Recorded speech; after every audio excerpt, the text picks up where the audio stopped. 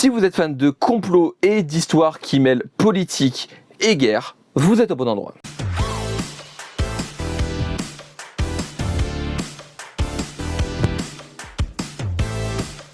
Graouh les gens, vous allez bien, c'est les Gauchis et les Gauchis.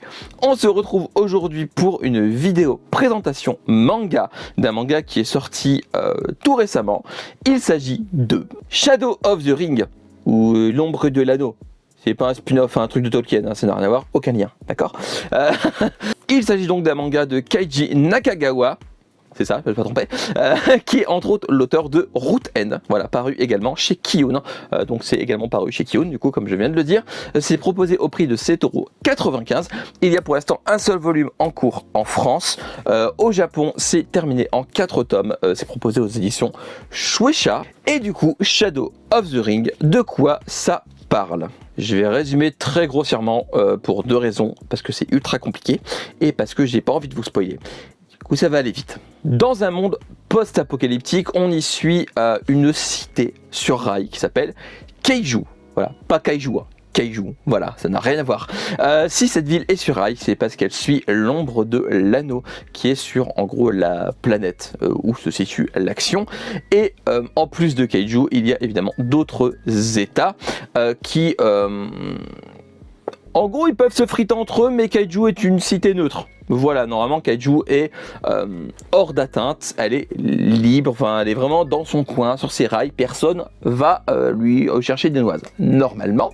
Dans cet univers, il y a également des tenues, des armures appelées les Akukai, qui sont en gros des armures intégrales, mais vraiment intégrales, ça prend vraiment tout le corps avec juste quelques aérations par-ci par-là. Et du coup ces armures sont utilisées comme armes, en gros c'est vraiment le moyen de défense principal. Et dans cet univers très riche et détaillé, on y suivra plusieurs personnages dans un système géopolitique très complexe, mais j'en reviendrai plus tard, pas compliqué pour autant.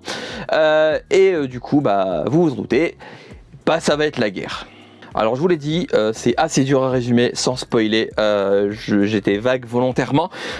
Shadow of the Ring, c'est un univers qui est très riche, voilà, qui est très intéressant et surtout qui donne les explications dont on a besoin sans être barbant.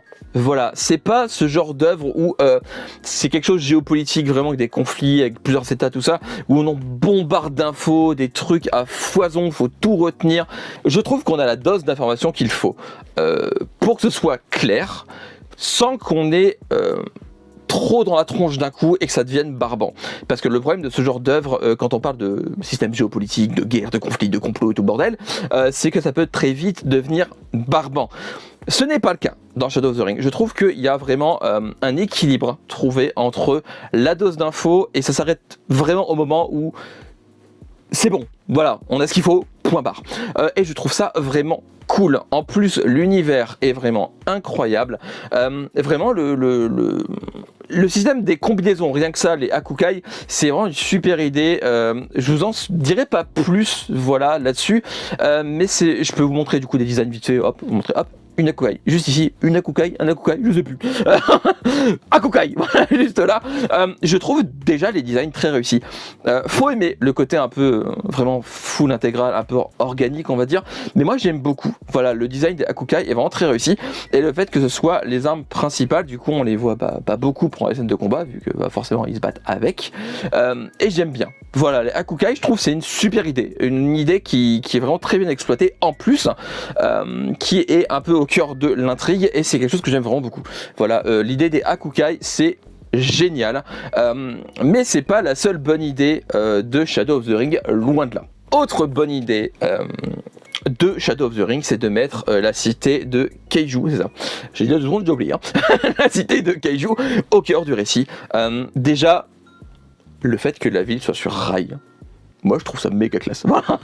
Voilà, déjà de 1, je trouve que c'est une super idée, que c'est giga classe.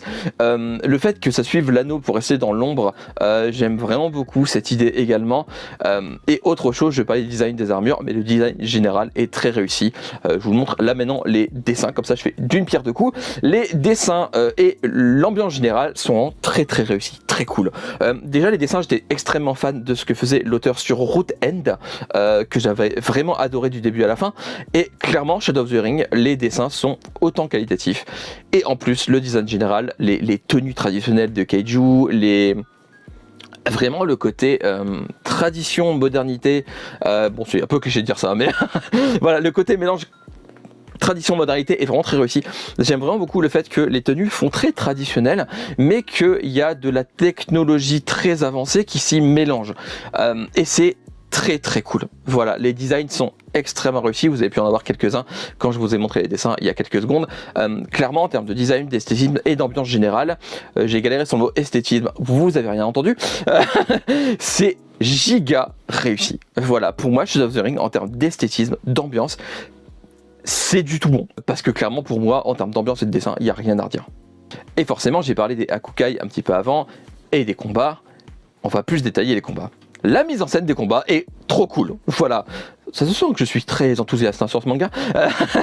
Les combats sont vraiment giga cool. Que ce soit en termes de mise en scène, d'idée générale des combats, comment sont utilisés les Hakukai, comment les combats peuvent tourner très court par rapport à la surpuissance qu'ils donnent. Vraiment, les combats sont giga cool. Il n'y en a pas énormément, mais suffisamment pour donner un rythme, explication, combat bien travaillé, bien équilibré. Et j'aime vraiment beaucoup. Voilà. Je trouve que l'histoire avance déjà plutôt pas mal en un seul volume, sachant que c'est terminé en 4 tomes. Je suis pas effrayé par la durée du manga, par le nombre de tomes. 4 tomes, en vrai, il y a moyen de faire quelque chose de très bien en seulement 4 volumes. Root End était fini, je crois, en 8 tomes, ce qui n'était pas déjà très long, mais je trouve qu'en 4 volumes, il n'y a pas besoin d'aller plus loin, je pense. Je pense qu'en 4 volumes, l'auteur va réussir à nous dire tout ce qu'il avait à dire. Déjà, en un seul volume, on a suffisamment pour voir où l'auteur veut aller. Et je pense que en 4 volumes, ça sera très bien. Voilà, j'ai vraiment pas peur là-dessus. Je suis très confiant. Voilà, tout simplement. Sachant que le manga à ma connaissance, n'a pas été annulé, n'a pas été raccourci. De mémoire, quand j'ai cherché, je n'ai rien trouvé. Je pense que le manga a juste été au bout des choses. Et du coup, rien à redire de ce côté-là. Je pense que la durée, je pense qu'il n'y a pas besoin de s'en effrayer. Autre gros point positif de Shadow of the Ring, les personnages. Et les personnages, il y en a pas mal.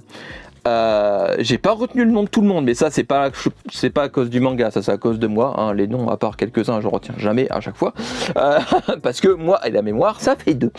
Et du coup, Shadow of the Ring a une galerie de personnages très variés, très intéressants, notamment le personnage de Hoshi, qui en gros vient étudier la ville de Kaiju, qui du coup est très intéressant, parce qu'en fait c'est quelqu'un qui cherche des infos, des réponses, hein, voilà, c'est un personnage qui a soif de connaissances, et je trouve vraiment ce personnage intéressant, mais également le personnage de Kamaru, qui est un personnage dont je vais pas dire grand chose, mais le personnage de Kamaru est le personnage que j'ai le plus hâte de voir évoluer, parce que clairement c'est le personnage qui déjà en un seul volume a une évolution au niveau de son caractère, au niveau de ses objectifs, que je trouve extrêmement intéressant, et j'aime beaucoup déjà ce personnage. J'ai vraiment hâte d'en voir plus sur ce personnage, clairement. Kamaru, c'est un personnage que j'ai vraiment hâte de voir évoluer, et vu la fin du volume, j'ai vraiment hâte de voir comment va se passer ce volume 2. Vous l'aurez compris, pour moi, Shadow of the Ring, c'est un manga qui mérite d'être lu, clairement. J'en ai pas entendu beaucoup parler.